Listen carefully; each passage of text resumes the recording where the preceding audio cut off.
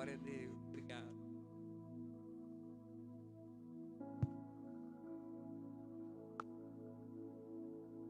Queridos, recebam a paz do Senhor. É uma honra para nós poder estar aqui hoje, comungar com os irmãos da mesma fé. Estou muito feliz pelo privilégio de conhecer vocês. Acredito que meu pastor já teve às vezes, né, o pastor Alex? E hoje Deus me trouxe aqui para servir a igreja, para servir o coração dessa igreja. Estou muito feliz pela vida do pastor Reginaldo, esse homem de Deus, sensível ao Espírito Santo, essa igreja linda, maravilhosa. Deus em Cristo continua enriquecendo os irmãos com aquilo que compra. Bom, hoje eu fiquei pedindo a Deus que me desse um texto bíblico. Fiquei pedindo ao Senhor que ministrasse ao meu coração sua verdade, o seu. E o Senhor me deu um texto em 1 Reis, capítulo 19. Eu queria compartilhar isso com vocês. 1 Reis 19.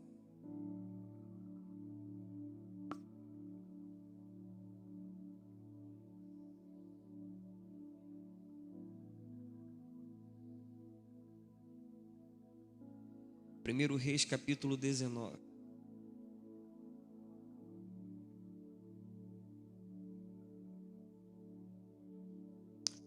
Nós vamos ler o versículo 5.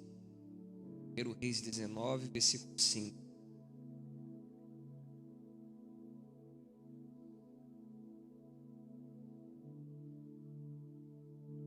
Eu acredito que Deus tem algo para o nosso coração hoje.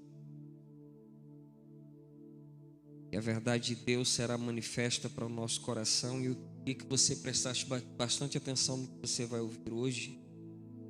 Reforce a sua atenção. 1 Reis 19, verso 5. E deitou-se e dormiu debaixo do zinco. E eis que então um anjo do Senhor tocou-lhe e disse: levanta-te. Verso 6. E olhou, e eis que à sua cabeceira estava um pão cozido sobre as brasas e uma botija de água. Comeu e bebeu e tornou-se a deitar-se. Verso 6, 7.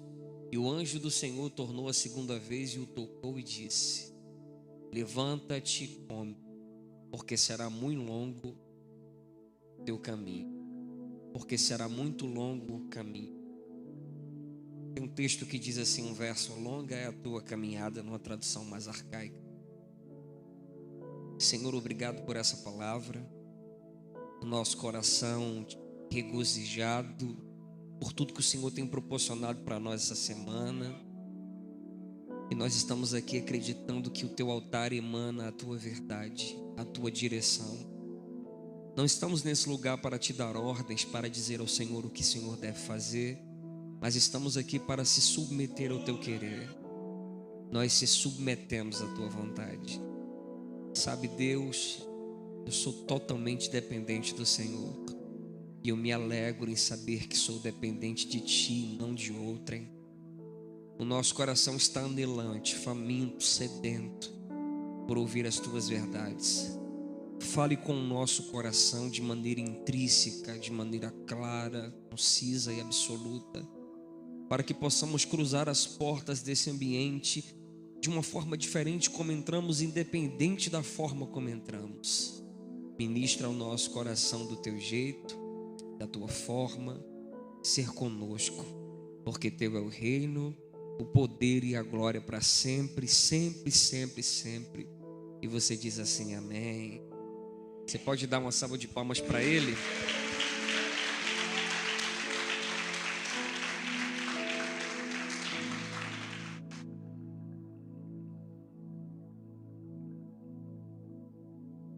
Tem um livro chamado Por que Tarda o Pleno Avivamento, de um escritor chamado Leonard Ravenhill. Tem um grifo naquele livro que diz que todas as vezes que Deus decide provocar um grande avivamento na terra, Ele levanta um homem que convoca uma geração para orar. E nesse período em que Deus faz Elias aparecer, as referências que temos sobre Elias são muito pequenas. Não há uma concha de detalhes sobre a vida do Elias. A referência mais forte que o texto de 1 Reis dá sobre Elias é que naqueles dias apareceu Elias, o tisbita, que pregava contra o pecado de Acabe e Jezabel como um remanescente. Elias sabia que a tarefa que ele iria trilhar seria uma tarefa muito complexa, porque Israel estava vivendo um tempo de politeísmo religioso, onde eles acreditavam que diversas divindades abençoavam o povo e Deus era apenas mais uma delas. Aquele homem aparece no meio daquele alvoroço inteiro, e a etimologia da palavra Elias traz consigo uma grande verdade. O nome Elias significa Jeová é o Senhor. Em uma época em que todos diziam que Aserá ou que Baal era Deus, que Baal era o Senhor, Elias traz consigo no seu nome a verdade que ele tanto prega. Deus é o Senhor é Deus. E ainda no capítulo 18, fazendo uma retrospecção desse texto, a palavra de Deus diz que o Senhor fala com Elias e diz para Elias fazer um grande desafio em cima de um monte chamado Carmelo. Pediu para que aqueles homens subissem aquele monte, eles deveriam fazer uma oração e entregar uma oferta. E o Deus verdadeiro responderia aquela oração com fogo. É aqui que nós temos o grande apogeu do ministério do profeta Elias, e para entender o capítulo que eu li, é necessário entendermos o capítulo de número 18. Quando aquele homem sobe no monte, o texto diz que aqueles homens passam a manhã e a tarde inteira sacrificando para aquela divindade falsa, para aquele Deus falso, aquele pseudo-Deus. A palavra de Deus diz que Elias observava tudo que acontecia, caçoando daqueles profetas, daqueles sacerdotes de Baal e de Aserá. E o texto diz que quando chega a tardezinha e Elias vai fazer o seu sacrifício, a proposta do texto é uma proposta muito simples. Elias disse assim: nós vamos orar e sacrificar, e o Deus que responder com fogo será Deus sobre todo Israel. Então, quando Elias se direciona a caminho do holocausto, a caminho do sacrifício, do altar, antes de ele fazer qualquer oração, ele observa aquela estrutura. E quando Elias observa a estrutura onde ele vai sacrificar, ele observa que a estrutura está deteriorada. Elias tem uma grande oferta, porém seu altar não comporta aquilo que ele vai ministrar. Então, antes de Elias colocar uma oferta sobre o altar, ele repara a estrutura do altar que suportará o nível de adoração que ele vai entregar. Isso aqui é muito profundo. Às vezes estamos focados demais na oferta que vamos entregar, mas não focamos na estrutura que suporta aquilo que vamos ministrar no altar de Deus. Então, quando Elias olha para a estrutura que suporta tudo aquilo, ele percebe que a estrutura está deteriorada, então ele deixa a oferta de lado. E o texto sagrado diz que ele vai catar pedras. E ele não apenas vai catar pedras, ele vai unificar as pedras que ele catou e ele vai montar uma estrutura. Antes dele colocar uma oferta pesada, ele constrói uma estrutura que suporta o peso da oferta que ele vai colocar. Às vezes o que temos na mão para o reino de Deus é muito pesado, tem peso, mas a nossa vida de altar não suporta aquilo que a gente está colocando sobre. Então Elias primeiro promove uma estrutura, uma consolidação, para depois uma ministração. Isso aqui é muito importante. Depois que ele monta toda aquela estrutura, o texto diz que ele continua trabalhando por aquilo que ele acredita. E ele não vai apenas montar uma estrutura de tijolos, de pedras, mas ele vai montar agora uma estrutura de madeira. Ele vai unificar as madeiras. Depois que ele unifica as madeiras, ele remonta o altar do sacrifício. O texto diz que ele coloca um novilho por cima. E a proposta desse texto era essa: o Deus que responder com fogo. Sabe o que Elias faz? Ele manda pegar os cântaros de água, e o texto diz que ele despeja o cântaro de água em cima do novilho. Elias é maluco, porque se a proposta é Deus responder com fogo, para que tacar água? Porque se fosse eu que estivesse lá, não era água que eu jogaria gasolina. Colocaria uma caixa de fósforo perto e dizia: Deus, já deixei tudo pronto, é só o Senhor acender. Porque assim somos nós. Nós até oramos, mas quando se levantamos da oração, nós queremos dar uma forcinha para o céu. A gente até ora, a gente até entrega, a gente até ministra, a gente até diz, está na tua mão, mas quando a gente levanta, a gente toma para a nossa mão de Deus. A gente tenta facilitar para Deus, deixar o caminho mais amplo para Ele. Elias parece que faz o contrário, ele vai na contramão de tudo isso. Parece que ele dificulta. E a proposta é exatamente essa. Ele joga água e o texto diz que ele se ajoelha para orar. E a oração de Elias é muito simples. Por quê? Porque teve todo um serviço antes da vida de oração. A gente às vezes pensa que Deus olha apenas para mover da adoração no seu sentido de efeito, de fazer aqui. Mas Deus, Ele nos faz uma visitação retrospectiva e Ele nos vê antes do momento da oração. Então Deus olha para o que Elias faz antes do momento da oração. É por isso que ele ora muito simples. Porque quem trabalha pelo que crê não faz força quando. Quem trabalha pelo que crê não precisa fazer força na hora da oração. Por isso que a oração dele é muito simples. Deus, para que todo Israel saiba que o Senhor é Deus e que não há outro fora de ti. Responde o que eu estou fazendo com fogo. Eu tinha uma professora de ciência chamada Cristina, de mais de 130 quilos. Ela dizia para mim: Elvis, a terra é como uma laranja. Se você tirar a casca, é uma bola de fogo. Então, para Deus, seria muito mais fácil romper o subsolo da terra e fazer o fogo vir de baixo para cima. Mas quando eu trabalho por aqui, eu creio, Deus responde por uma direção fora da lógica humana. Vou repetir: quando eu trabalho por aquilo que eu creio, quando eu trabalho por aquilo que eu acredito, a resposta do que eu faço não vem pela direção lógica da história, mas Deus decide responder por uma direção ilógica, contrária. Ao invés de baixo para cima, eu mando fogo de cima para baixo. Tem coisas que parece que são mais propícias de vir pela esquerda, mas por causa do que você fez, Deus vai responder pela direita. Tem coisas que seriam propícias de vir de frente para a gente, mas por causa do que você fez, vai vir de trás para frente. A direção é totalmente contrária. E quando Deus responde o que Elias faz, o texto diz que Deus lambe o novilho com fogo, lambe a madeira, lambe a pedra. O texto diz que o fogo lambe a água e tudo vira cinzas. Até a água virou gasolina. Mas o mais incrível nesse texto é que todas as vezes que Deus responde o que eu estou fazendo, a resposta do que eu fiz para Deus, quando Deus me responde, Ele anula o que eu fiz consumindo com fogo. Por quê? Porque Deus consumiu tudo aquilo com fogo, respondendo o que Elias estava fazendo. Porque Deus tem uma característica que Ele compartilhou com a gente. Deus odeia paradigma. Deus odeia culto repetido. Deus odeia a oração monótona.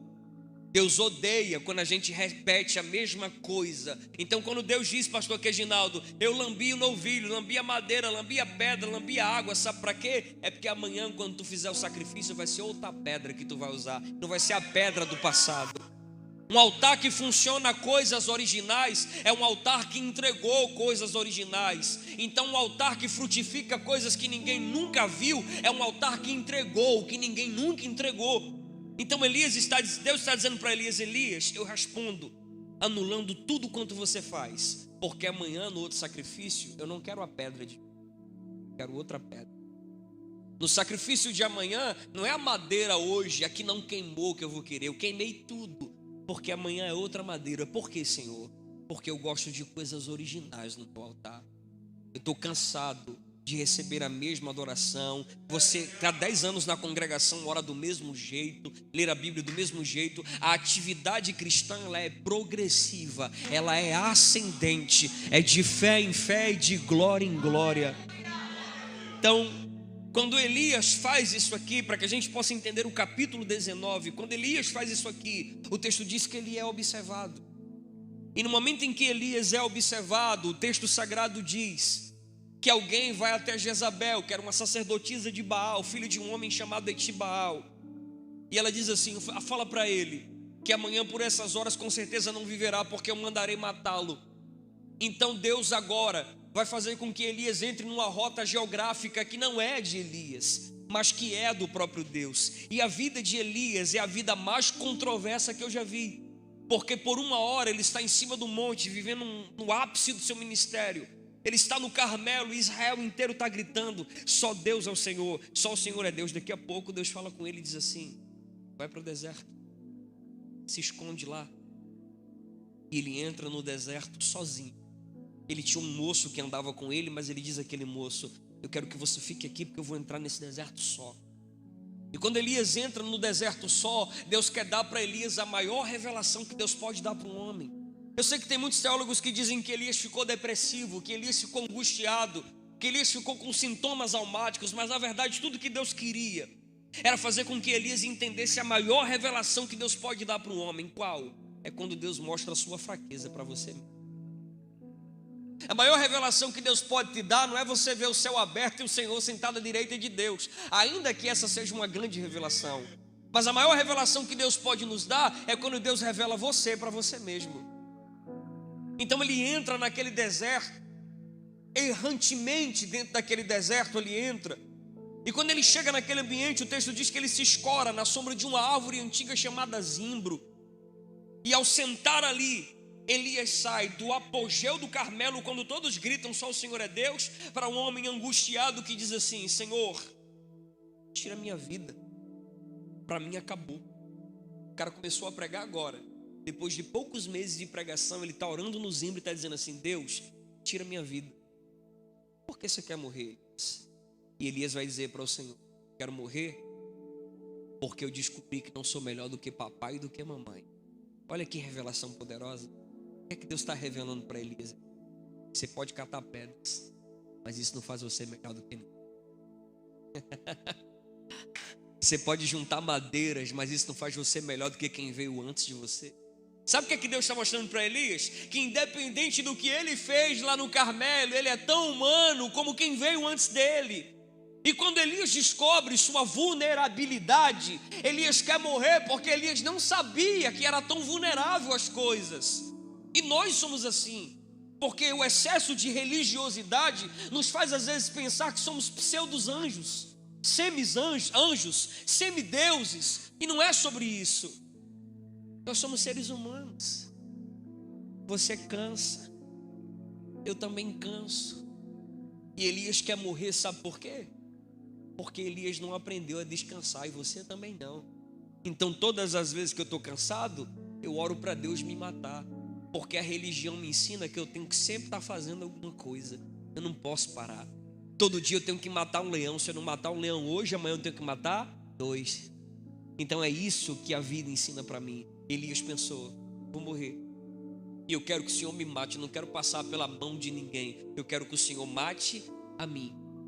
Tem dias que Deus vai nos colocar na peleja para a gente, espada, escudo. Efésios 6. Tem dias que Deus vai colocar a gente debaixo do zimbro e vai dizer assim: coloca a espada, solta o escudo. Eu quero tratar as suas cicatrizes, eu quero tratar as suas angústias. E Elias não sabia, mas tem dias que, como disse um grande escritor, Augusto Cury, ele disse: tem dias que a boca perde a conexão do cérebro. Isso é uma grande verdade. Que Elias está dizendo: Deus, eu quero morrer, quando na verdade a alma dele está dizendo: Deus, eu só queria descansar um pouco, só queria ficar um pouco quieto por alguns minutos. Elias queria tanto ficar quieto que o texto diz que quando ele vai entrar no deserto, ele olha para o seu companheiro e diz assim: fique aqui, eu vou só, porque Elias queria ficar quieto. Só que ele não sabe dizer isso para Deus, mas Deus é o único que faz uma linguagem do que eu queria dizer e não sei como falar. Deus olha para aquele homem e diz assim: eu sei que não é morrer que você quer ver? Deus olha para ele e deixa o tempo passar. Aí vai batendo uma lombeira em Elias. Ele vai começando a bocejar. E o texto diz que ele dorme. Tudo que Elias queria naquele dia era tirar um cochilo, era dormir.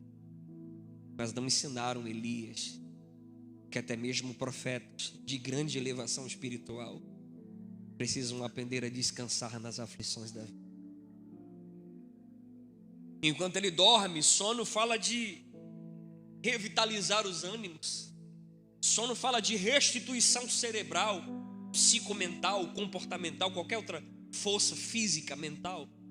Ele estava sendo restituído enquanto ele dorme. O texto diz, pastor Reginaldo, que Deus aparece. Coloque aí o versículo de número 6. Capítulo 19, versículo de número 6. E olhou e eis que à sua cabeceira estava um pão. O pão estava como? Sobre as...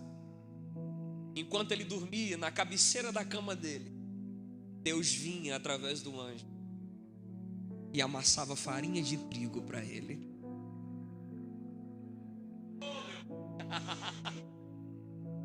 Não, peraí, deixa eu ver se você entende. Ele estava dormindo, enquanto ele dormia, Deus arregaçava as mangas e preparava pão para ele.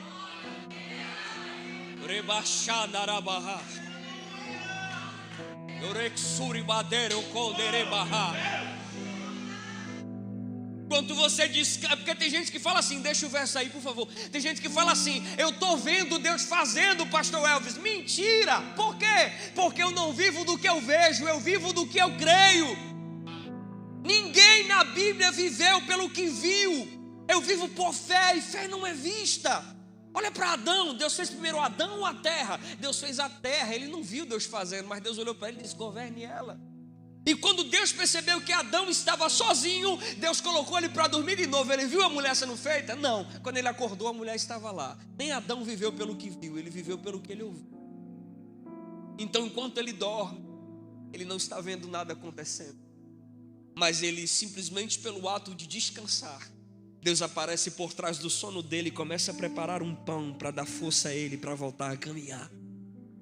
Eu queria que você entendesse uma coisa, que você guardasse isso, 7 chaves. Enquanto você está descansando, Deus está preparando um cenário novo para você. O texto diz, na cabeceira estava um pão, 1, 2, 3. Estava um pão cozido sobre as... Pergunta, como é que um pão cozinha em cima de uma brasa, pastor Elvis? É impossível. Na lógica humana não tem condições, mas o texto diz que um pão estava sendo cozido sobre as brasas. Pão em cima da brasa frita, pão em cima da brasa assa. Mas Deus, pastor Reginaldo, é o único padeiro que cozinha um pão em cima de uma brasa. Por quê? Porque Deus não trabalha com fritura. Fritura é de fora para dentro. Deus trabalha cozinhando, é de dentro. Quem está entendendo o que Deus está falando é... Aleluia! É de dentro para fora. Deus estava cozinhando um alimento para o Elias, de dentro para fora, cozinhando. E uma botija de água. Eu não sei de onde Deus trouxe aquela água, mas enquanto ele dormia fora da visão dele, Deus estava preparando comida para ele continuar. Deus estava preocupado com o corpo físico de Elias e não apenas com o corpo espiritual ou com a mentalidade do Elias. Mas Deus sabia que a caminhada era muito longa. Então o que determina a minha caminhada é o quanto eu estou comendo do que Deus está proporcionando para a minha vida. O que determina a minha longevidade no caminho de Deus é o quanto eu como do que o céu está oferecendo para mim nessa noite. Ele come, o texto diz que ele acorda, e quando ele acorda está lá o banquete. Sabe o que é incrível? É que quando você está debaixo de obediência, Deus não precisa te levar para o ambiente. Deus catapulta um ambiente para dentro do teu deserto. Vou dizer de novo, quando você está no centro da vontade de Deus, você não precisa ser conduzido para o lugar, Deus traz o lugar para dentro do teu ambiente. Deus disse assim, Elias, eu poderia te levar para a melhor pizzaria, eu poderia te levar para o melhor lugar, mas eu decidi trazer um lugar para a tua realidade. Eu decidi trazer o pão para você, eu decidi trazer a água para você tomar. Ei, Deus manda dizer uma coisa para você, e se eu fosse você eu levantaria a mão. Enquanto você descansa, eu estou trazendo alimento. Come, come. Come, come. Cadê meu guitarrista? Já chegou ele? Eu vou já terminar. Então ele vai dar uma beliscada na comida. Versículo de número 7, por favor. Ele come e volta a deitar. Então o anjo do Senhor tornou a segunda vez e o tocou e disse: levanta-te e come, porque te será muito longo o caminho. Sabe quando você se alimenta e acha que é a última vez que você vai comer na sua vida? Sabe quando você está comendo e você pensa que aquele é o seu último banquete, que depois daquilo acabou, que depois daquilo morreu, que não tem mais nada para você? O Senhor bateu no ombro dele através do anjo e disse assim: você não está comendo para parar, não é a tua última refeição. Mas eu orei pedindo para o Senhor me matar. Eu poderia te matar, ele disse. Deus manda dizer para alguém aqui nesse lugar: eu poderia te matar, mas eu decidi matar aquilo que está te matando. Eu poderia matar você como você me pediu, mas eu não posso matar alguém que tem uma promessa que eu ainda preciso cumprir. O texto sagrado diz: e o anjo do Senhor tornou a segunda vez, o tocou e disse: levanta e come, porque será muito longo o teu caminho. Versículo de número 8, por favor. Levantou-se, pois, e comeu e bebeu, e com a força daquela comida caminhou 40 dias e 40 noites até Horebe, um monte para se esconder. E a pergunta que eu faço é pecado se esconder? Será que é pecado a gente se esconder às vezes? Se fosse pecado se esconder, eu rasgaria o salmo mais conhecido de toda a Bíblia Sagrada, 91, que o poeta diz assim: aquele que habita num esconderijo que Deus tem num lugar, a sombra da onipotência dele, ele descansa escondido. Porque tem dias que Deus nos apresenta. Deus não apresentou Elias, ele não apareceu do nada. Beleza, tem dias que Deus nos apresenta, mas tem dias que Deus decide nos esconder. E quando Deus decide nos esconder, ninguém nos acha, irmão. Qual foi o soldado que conseguiu achar Elias? Qual foi o soldado de Jezabel quem conseguiu encontrá-lo? O texto diz que, o texto é muito específico, ele subiu, caminhou 40 dias e 40 noites, a direção a Horebe, o monte de... Ele foi se esconder no monte de Deus. Ele teve um lugar certo para se esconder, e o lugar certo de se esconder é em Deus. As pessoas lá fora olham para nós e dizem assim: tu foi se esconder agora na igreja? E a gente fala assim: não fui me esconder não. Eu fui, irmão, porque antigamente eu me escondia no pecado, na mentira, na pornografia, no crack, na maconha. Hoje eu me escondo debaixo da vontade de Deus e das suas potentes mãos. O texto diz que ele corre lá e vai se esconder em Horebe, no monte de Deus. Por quê? Porque Elias sabia que precisava passar por um período de tratamento de alma e de espírito. Existem dias que Deus vai nos colocar no meio da infantaria, no meio da guerra, vai dizer assim: pega a espada, luta. Pega a couraça, luta. Mas tem dias que Deus vai dizer assim: é necessário que você se esconda por algum tempo, porque eu preciso fazer algo dentro de você enquanto você está guardado em mim. Oremachai. Versículo de número 9, versículo 9. E ali entrou numa caverna e ali passou a noite. E eis que veio a palavra do Senhor a ele e lhe disse: que fazes Que fazes Que fazes aqui? Eu gosto desse prefixo, porque não é que fazes aí, que fazes acolá. Eu gosto do prefixo que fazes aqui, porque isso é presença presente. E quando eu li isso aqui eu me alegrei, pastor, porque eu descobri uma coisa: que Deus é o único que me acompanha nas oscilações que a vida faz. Quer ver? Elias começa em cima do monte no Carmelo, Deus está com ele. Ele desce para o deserto, Deus desce com ele. Ele dorme no zimbro, Deus dorme com ele. Ele entra na caverna, Deus entra com ele e diz: o que é que está fazendo aqui? O que é que tu está fazendo aqui? Eu estou aqui. Ainda que eu andasse pelo vale da sombra da morte, eu não temeria o Senhor. Quem acredita nisso, abra a boca. Eu estou com você, não importa o lugar.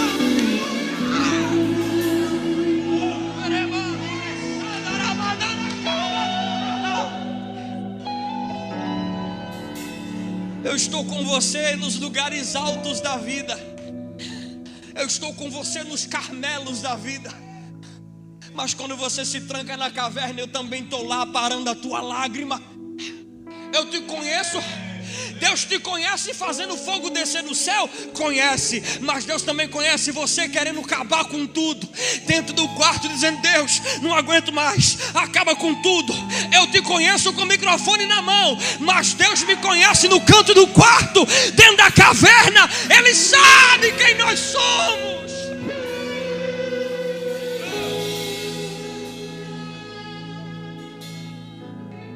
Caverna é um processo de tratamento, mas todas as vezes que eu estou dentro de um ambiente de cura e eu passo do tempo que eu devo estar ali, o ambiente de cura começa a virar um ambiente de algoz. Eu preciso entender que tem lugares que eu vou ficar para me refugiar, mas se eu demorar demais, o refúgio começa a virar uma penitenciária. Tem lugares que eu vou passar um tempinho para me reconstituir, mas se eu demorar demais, eu começo a me destruir ao invés de me reconstituir. Então Deus precisou ir lá e dizer para ele: o que é que tu está fazendo aqui? Por que será que Deus me faz perguntas cujas respostas Ele já sabe? Por que Deus pergunta para nós coisas que Ele já sabe a resposta? Por quê? Porque todas as vezes que Deus me faz uma pergunta que eu já sei a resposta, o mais interessado na resposta da pergunta que Deus me faz não é Deus, sou eu mesmo. As respostas das perguntas que Deus faz para mim é para mim mesmo, não é para Ele. O que é que tu está fazendo aqui? Eu estou aqui. Versículo de número 10. E ele disse: tenho sido muito zeloso pelo Senhor, Deus dos exércitos, porque os filhos de Israel deixaram a tua aliança, derrubaram os teus altares, versículo 11, e mataram teus profetas à espada, e só eu fiquei, e buscam tirar a minha vida, Senhor. Elias está dizendo o seguinte: todo mundo se corrompeu, não tem mais ninguém que adore ao Senhor.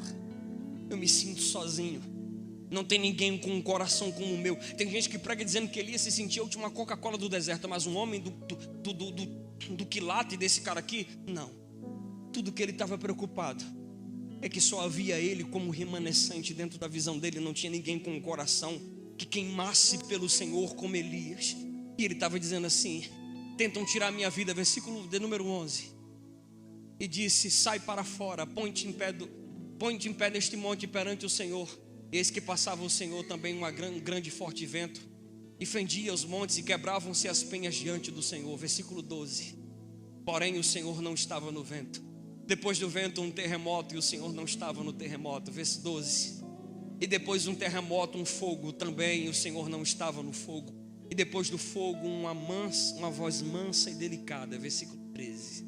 E sucedeu que, ouvindo Elias, envolveu seu rosto na sua capa e saiu, e pôs-se à entrada da caverna. E eis que veio a voz do Senhor que dizia: que fazes aqui? E Elias diz: mataram todos os teus profetas, e eu fiquei só.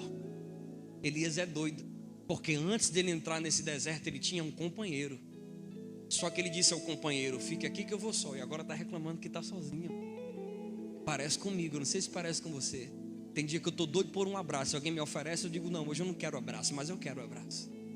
Tem dias que eu estou doido por uma palavra. Alguém quer conversar, eu digo: hoje eu não quero conversar, mas eu quero conversar. Elias disse: eu fiquei só. E a única companhia humana que ele tinha, ele despediu. E disse ao Senhor: eu fiquei sozinho, mataram todos, e agora querem tirar a minha vida. Por que querem tirar a vida de Elias? Se Elias é um homem que só come porque as viúvas dão de comer. Por que querem matar Elias se ele só toma água porque tem um ribeiro? Se ele só come porque o abutre desce, o animal, a ave de rapina desce com um pedaço de carne com pão para ele comer? Por que querem matar Elias? Essa é a pergunta que a gente faz. Por que vivem querendo nos matar se nós não temos nada, humanamente falando? E foi que disse que é sobre o que temos, é sobre quem somos. Sabe por que Jezabel quer matar ele? Porque Jezabel sabe o efeito que tem quando ele começa a catar pedra. Jezabel sabe do efeito que tem quando ele começa a catar graveto. Jezabel tem 850 profetas, mas não tem resposta. Elias tem graveto e pedra, mas quando põe o joelho no chão, Deus diz: opa, esse aqui eu conheço. Jezabel tem os profetas, mas não tem a profecia. Elias tem a profecia e não tem os profetas. Sabe por que querem matar? Como se Elias não tem nada? Elias tem uma coisa que Jezabel não tem: conhecimento do céu. Existem pessoas aqui na terra que ninguém sabe quem são, ninguém nunca ouviu falar no número do CPF dela, mas são anônimos, que quando colocam o joelho no chão, Deus olha e diz assim: esse aqui eu sei quem é, esse aqui é meu amigo, esse aqui eu sei quem é. Ei, Deus sabe quem você é, Deus te conhece. É por isso que querem matar Elias, é por isso que querem acabar com a vida do profeta. E ele disse: eu estou me sentindo só, e foi para a caverna ficar sozinho. Que homem doido. Quem foi que disse que é de presença humana que ele estava precisando? Porque se fosse de presença humana, ele tinha dito ao companheiro dele: vamos entrando comigo aqui nesse deserto. Tem dias que você pega o carro, liga o motor, dá a partida e a mulher diz: vai onde? Tu diz: eu vou ali. Nem tu sabe para onde danado tu vai, macho. Tu só quer ficar com ele. Tem dias que tu espera todo mundo dormir só para tu cruzar o joelho lá no canto da sala. Tem dias que tu pega a tua motoca e diz: eu vou dar uma volta ali, vou comprar um negócio. Às vezes tu não vai comprar nada, tu só quer ele. Tu só quer ele. Elias, quando se tranca na caverna, ele diz assim: olha, pode chover, pode dar terremoto, pode cair fogo, eu só saio quando ele aparecer. Eu quero ele, eu quero ele. Ei, é dele que eu quero, é a presença dele que eu anelo, é o poder dele que eu quero. Não é pessoas, não é toque humano, não é carne, não é presença de homens, é a dele. E Deus disse: eu sei que é você me chamando, Elias. Eu estou chegando na brisa suave, eu estou chegando na brisa suave, eu estou chegando. Quem está percebendo que ele está chegando vai. Oh meu Deus, eu estou chegando. Eu sei que era de mim que você estava querendo, Elias. Versículo de número 14. E ele disse: eu tenho sido extremamente zeloso pelo Senhor, o Deus dos exércitos, porque os filhos de Israel deixaram a tua aliança e derrubaram teus altares. 15.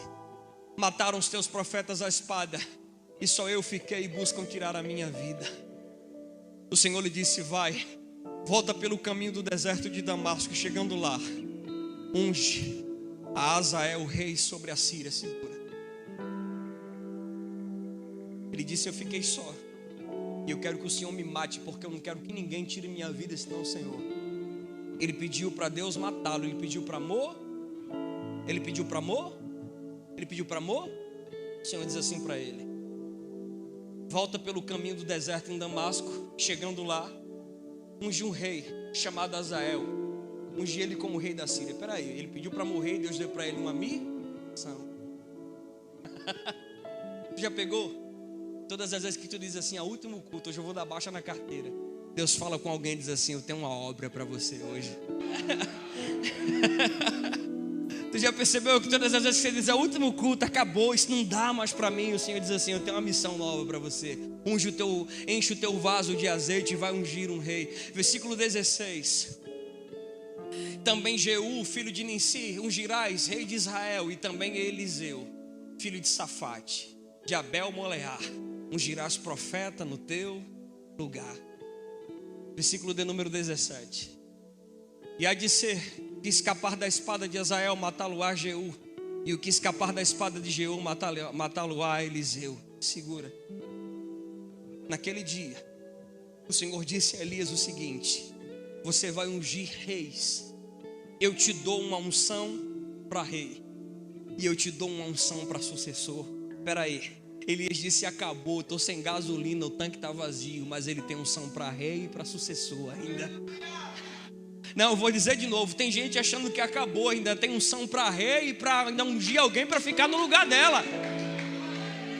Gente às vezes diz: é o fim, não tem umas graças de Deus sobre a minha vida. Mas o que estava sobre a vida dele ainda dava para ungir alguém para ser seu sucessor. Em um dos versículos desse mesmo texto, o Senhor diz assim: e eu reservei para mim e perseverei 7.000 homens que não dobraram os joelhos diante de Baal. Elias disse: mataram todos os profetas à espada e eu fiquei só. E nesse mesmo texto o Senhor diz assim: mas eu ainda tenho 7.000 remanescentes que não dobraram os joelhos diante de Baal. Peraí, quem são esses 7.000 remanescentes? A Bíblia diz que um homem chamado Obadias dava de comer a 50 profetas numa caverna e a mais 50 em outros, com pão e água. Elias nasceu no período de maior politeísmo religioso de quase todas as épocas. Todo mundo dizia que o Deus verdadeiro era Baal. A mãe de Elias, quando o apresentou ao céu, disse: o nome dele é Yahvé é o Senhor, Jeová é o Senhor. Elias aparece como um personagem único, mas como uma referência, como alguém que é levantado para ser espelho para outros. Deixa eu te dizer uma coisa: por trás de um Elias de pé, tem 7.000 anônimos que estão prostrados diante do Senhor.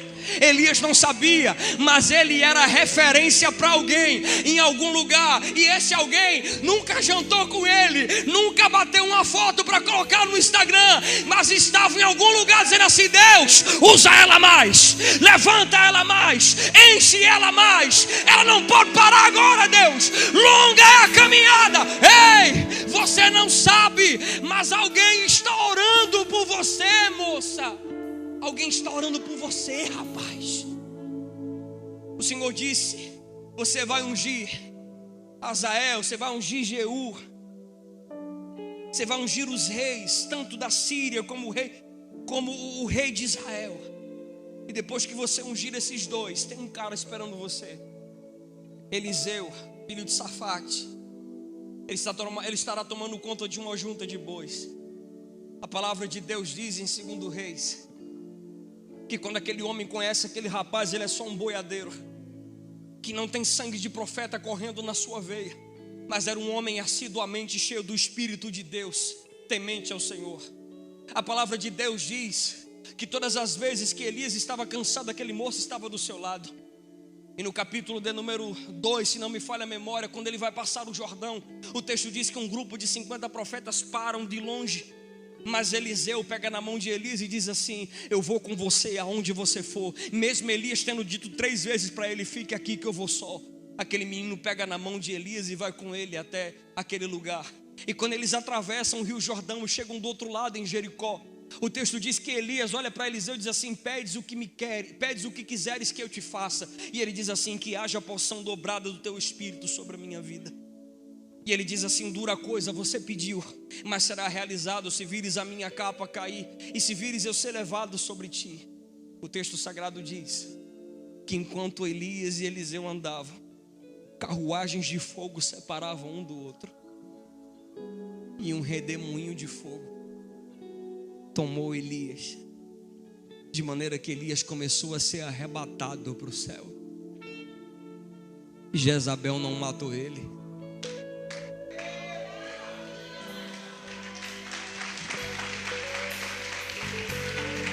Acabe não matou ele. Sabe por quê? Quando eu terminar a minha obra, quando você terminar a sua obra, Deus nos arrebatará no redemoinho de fogo para casa. Elias, sai da caverna, porque quando você terminar a sua obra, eu te levo para as mansões celestiais. Não vou parar agora, não vou desistir agora. Sabe por quê? Eu só vou parar quando Ele me levar. Eu só vou parar quando Ele me chamar. Deus manda dizer para alguém hoje aqui: levanta, come, bebe, anda, longa é a tua caminhada. Não vão te matar, não vão te parar, não vão. Calúnia não para, inveja não para, disse não para. Quando você terminar a obra, eu levo você para casa. Eu levo. Quem está ouvindo a voz de Deus nesse lugar, fica de pé comigo, por favor. Oh, meu Deus do céu.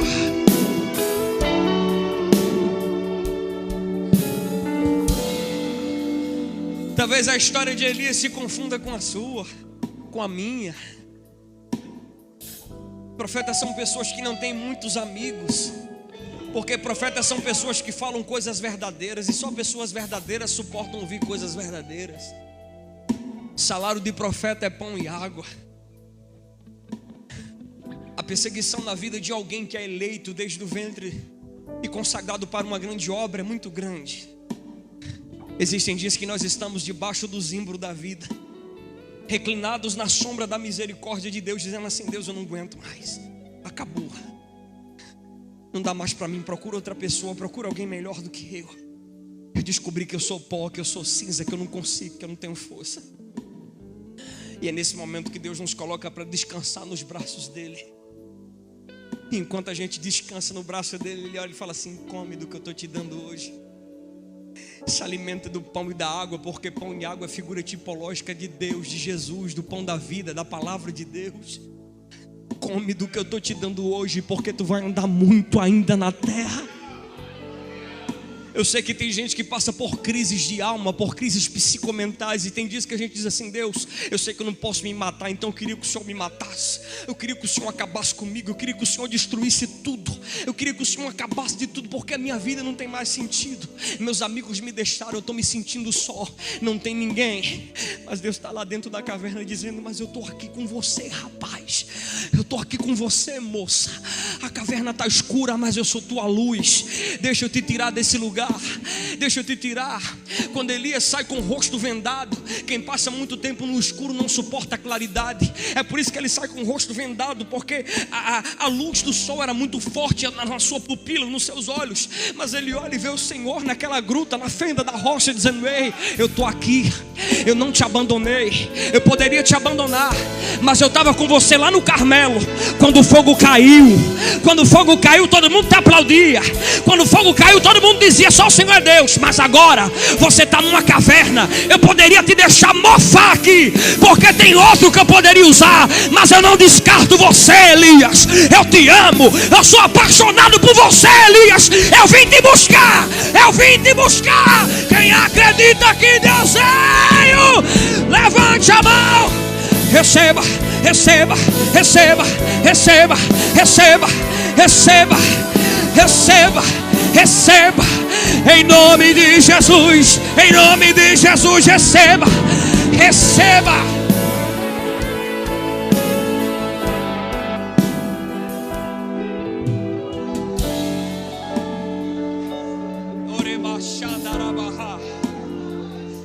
Come pão, Elias. Não é o teu último culto, não é a tua última quarta profética, não é o final da tua história. Eu estou puxando um parágrafo novo. Eu dei um ponto, mas foi para continuar um novo parágrafo. A tua história não termina.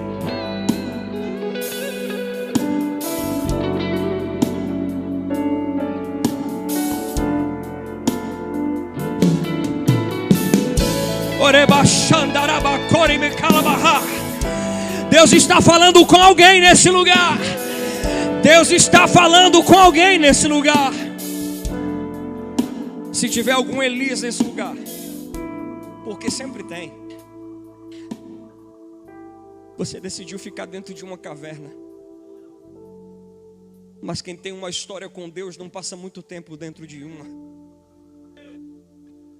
Você disse assim: Deus pode usar alguém melhor do que eu. Pode. Mas ninguém tem a voz que Deus te deu. Ninguém cuida de alguém como você cuida. Ninguém sabe amar como você ama, porque Deus colocou coisas em nós singulares. E quem sabe hoje você se encontra debaixo de um zimbro, dentro de uma caverna, se trancafiou dentro de você mesmo, das suas convicções, e disse assim para Deus: daqui eu não saio, daqui ninguém me tira. Tem uma brisa suave batendo na porta da tua caverna hoje, e você sabe que é a voz dele que está falando com você, aonde você estiver. Se você quiser sair dessa caverna com uma ação profética, eu quero orar por você aqui na frente hoje. Se você quiser sair dessa caverna, vem aqui na frente, porque nós queremos orar pela tua vida. Se você quiser recomeçar com Deus, a noite é essa.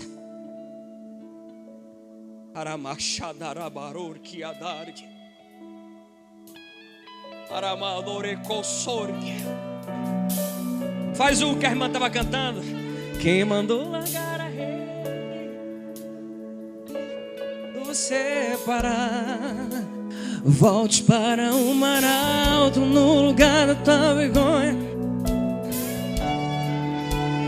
Quem mandou largar a rede? Vem! Quem mandou você parar? Nós vamos levantar um clamor por essas vidas aqui hoje. Levante as suas mãos para cá. Ó Deus, algumas pessoas que chegaram aqui na frente, chegaram aqui cansadas, sobrecarregadas, dizendo que acabou, dizendo que é o fim, que não aguenta mais, que não pode, que não vai, que não tem. Mas mal sabia ela que o Senhor já tinha um encontro preparado.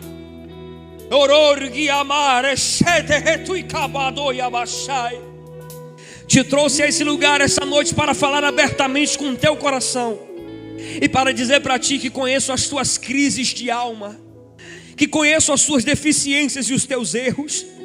Te conheço como ninguém. Esses dias tu falava para mim, tu dizia: Senhor, o que tu vistes em mim? Porque eu olho para mim e só enxergo erro, só enxergo falha.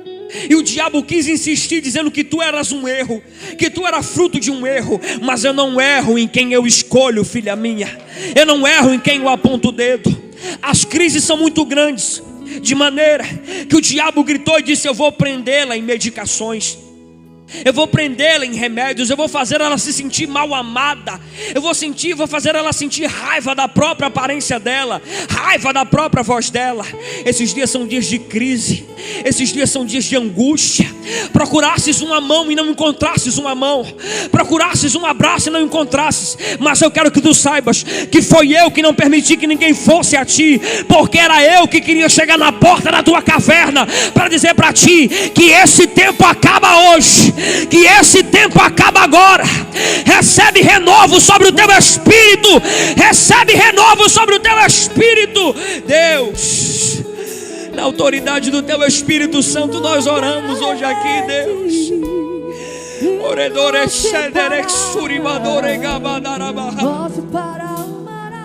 As pessoas que estão de joelho aqui, Senhor, elas acreditam que pelo poder da tua palavra elas vão sair da caverna. Deus está segurando na mão das pessoas que estão aqui na frente e está dizendo assim para alguém: sai da caverna comigo, sai da caverna comigo.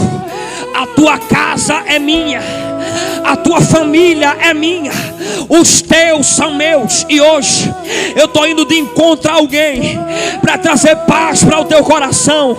Se prepara para o que eu vou fazer na vida de quem eu estou indo agora. Ei, orastes, apresentastes, colocastes na minha mão. Se prepara para o que eu vou fazer. Não desista de orar, não pare de acreditar, pois eu estou chegando, diz o teu Senhor.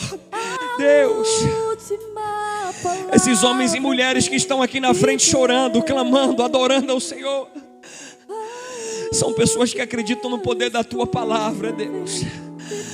São pessoas que acreditam no poder da palavra de Deus e que só essa palavra pode mudar a vida dele e a vida dela. Você não vai parar agora, filha. Você não vai parar agora, filha. Você não vai desistir. Eu poderia te matar, mas eu decidi matar aquilo que está te matando. Come pão, bebe água. Come pão, bebe água.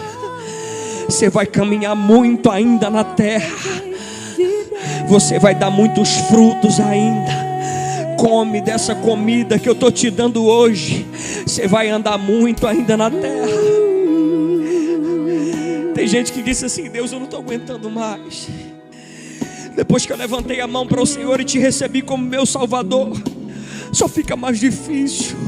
Eu me sinto tão sozinho, não tenho amigos, eu não tenho ninguém. Tem dias que eu me tranco dentro do quarto e fico lá calado. Mas eu quero que tu saibas de uma coisa: eu estou nessa caverna com você hoje. Eu estou nessa caverna com você. Que fazes aqui? Que fazes aqui? Que fazes aqui? É normal pensar em desistir às vezes, é normal pensar em abandonar tudo, mas não é normal querer entregar agora, sabendo que Deus tem um futuro brilhante, maior para você e para mim. Você chegou aqui e disse assim: Deus, eu não sei nem por que eu vim nesse lugar. Eu estou me sentindo tão frio. Eu não sinto mais a tua presença. Eu não sinto mais vontade de chorar. Eu não sinto mais arrepio. Mas hoje essa brisa suave está enchendo sua alma. Essa brisa suave está enchendo o seu espírito. Seja quebrantado agora. Seja quebrantado agora, Deus. Nós oramos ao Senhor hoje aqui. Nós te clamamos, Deus, como igreja.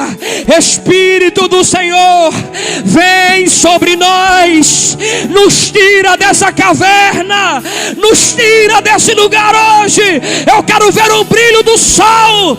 Eu quero voltar a sonhar. Ei, teu ministério não terminou.